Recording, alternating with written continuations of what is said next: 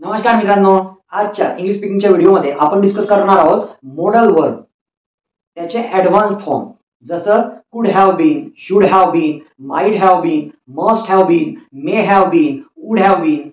याचा यूज करायचा तरी कुठे? इंग्रजी बोलत असताना जर याचा यूज तुम्हाला येत नसेल तर तुम्ही ॲडव्हान्स इंग्लिश बोलू शकणार नाही आणि तुम्हाला सेंटेन्स मेकिंग मध्ये, सेंटेन्स कनेक्ट करण्यामध्ये प्रॉब्लेम जाईल. चला तर बघूया मॉडल वर्बचा ॲडव्हान्स यूज, जो आपण अतिशय सोप्या रीतीने बघूया. तुम्हाला काही डाऊट नसेल तर तुम्ही कमेंट बॉक्स मध्ये कमेंट करू शकता. चला स्टार्ट करूया use of modal verb in English speaking. Important key point you have to remember while learning English. My car, माझी car. My car could have been repaired. माझी कार could have been लावलं इथे passive आहे. Passive voice मध्ये model वर्बचा use केलेला आहे. My car could have been repaired. माझी car repair केल्या जाऊ शकली असती.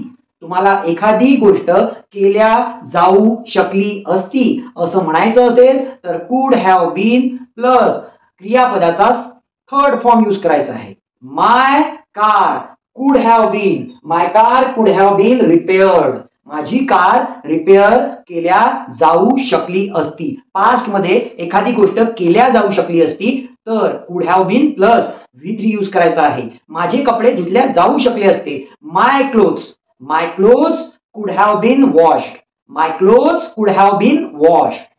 माझी कार धुतल्या जाऊ शकली असती. My car could have been washed. My car could have been washed. Next example बघूया ज्याच्यामध्ये आपण शुड हॅव बीनचा यूज केलेला आहे. तर शुड हॅव बीनचं मिनिंग काय होतं ते बघूया. ट्रेन तिकीट, ट्रेनच्या तिकीट, ट्रेन तिकीट, ट्रेनची तिकीट, ट्रेनच्या काढलेल्या ticket, train ticket should have been cancelled. Should have been cancelled. Should have been plus V3 चं मिनिंग होते केल्या, करायला हवं होतं. करायला हवं होतं. ठीक आहे, करायला हवं होतं. Train ticket, train ticket should have been cancelled. ट्रेनचं तिकीट कॅन्सल करायला हवं होतं. Train ticket should have been cancelled. तर ट्रेनचं तिकीट कॅन्सल करायला हवं होतं. पास्ट मध्ये एखादी गोष्ट करायला हवी होती असं आपल्याला म्हणायचं असेल तर आपण काय यूज करायचं आहे? Should have been plus V3. Next, she might have been on the terrace last night. ती लास्ट नाईटला, काल रात्रीला कुठे असेल? She might have been on the terrace. कदाचित, माइट हॅव बीन म्हणजे कदाचित. नक्की आहे का? नाही. तर ती टेरेस मध्ये असेल, ती टेरेसवर असेल. माइट हॅव बीन म्हणजे कदाचित ती टेरेसवर काल रात्री असेल. पास्ट मध्ये ती टेरेसवर असेल तर काय यूज केला आपण? Might have been. She might have been, ती माइट हॅव बीन कुठे असेल? On the terrace. कुठे असेल? On the terrace. कुठे असेल? On the terrace. कधी? लास्ट नाईटला. कधी? Last night.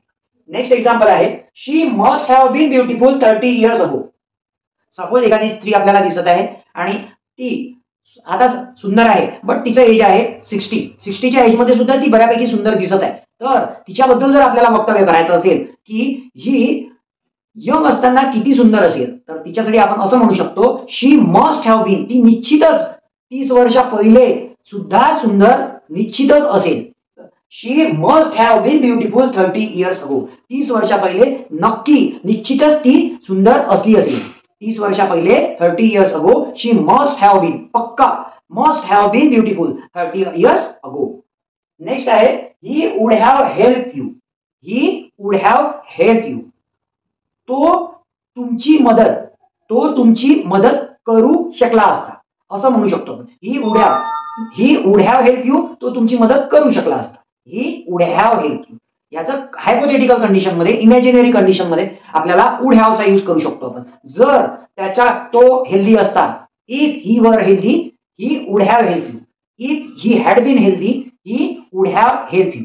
जर तो हेल्दी असता तर त्याने तुमची मदत केली असती किंवा करू शकला असता. या अर्थाने आपण वुड हॅव प्लस V3 चा वापर करतो.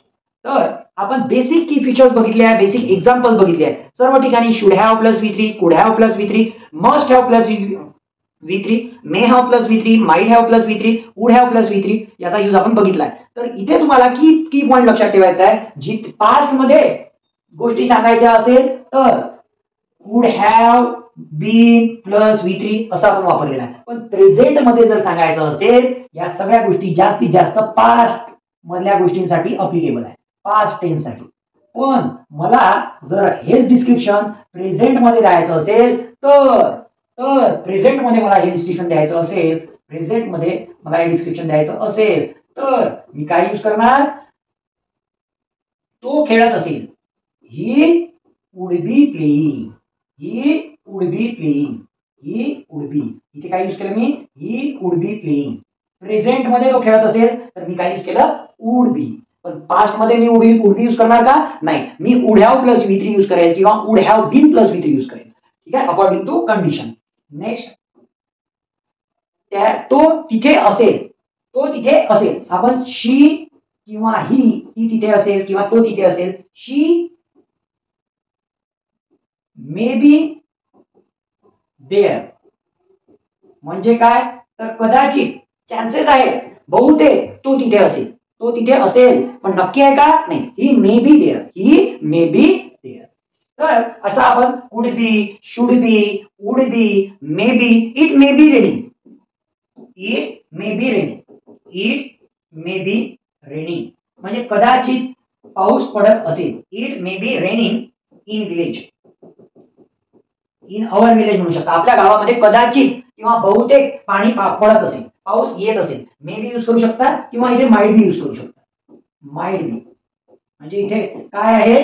नक्की आहे का ही गोष्ट की पाऊस पडत असेल आपल्या गावामध्ये? नाही, गावामध्ये कदाचित पाऊस पडत असेल, कदाचित पाऊस पडत असेल, बहुतेक पाऊस गावामध्ये पडत असेल. त्या केसमध्ये प्रेझेंटची गोष्ट चालू आहे, आताची गोष्ट चालू आहे. तर may be, might be, would B, should B, must be.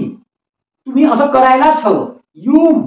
तो निश्चितपणे टीव्ही पाहत असेल. He must be watching TV असं तुम्ही म्हणू शकता. तो निश्चितपणे टीव्ही पाहत असेल. He must be watching TV, he must be watching TV. याचा